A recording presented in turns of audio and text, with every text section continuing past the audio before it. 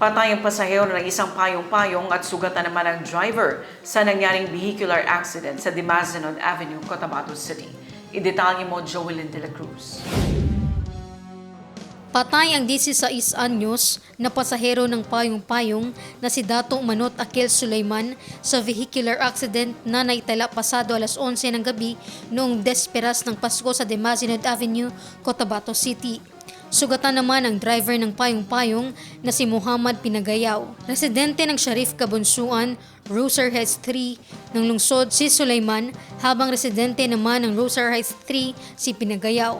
Patungo sa direksyon ng norte ang payong-payong at isang SUV nang mangyari ang aksidente kung saan damay pa ang nakaparadang kotse sa lugar.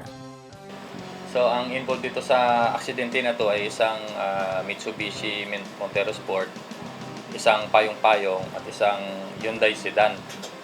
Actually, nung tinataha kasi nila itong kalsada na to ng Dimasinod, no, medyo pababa itong dito banda itong dito na area. So itong Mitsubishi Montero Sport and payong-payong, the same direction lang sila. So papuntang north direction. So, nabanggaan ng Mitsubishi Montero sa likuran itong payong-payong ng dahilan ang payong-payong is na itulak, no? Papalayo, papaharap. At nabangga ito sa Hyundai sedan na nakaparada lamang doon sa gilid ng kalsada.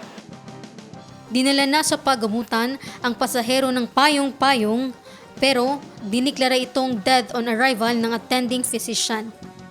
So, itong driver ng Mitsubishi Montero naman is tinulungan itong driver at pasahero ng payong-payong. Dinala niya rin mismo sa CRMC, so sa malapit na ospital. So yung nga lang sa kasamaang palad, dead on arrival yung pasahero ng payong-payong. And then as of now, yung driver ng payong-payong is nagpapagaling naman.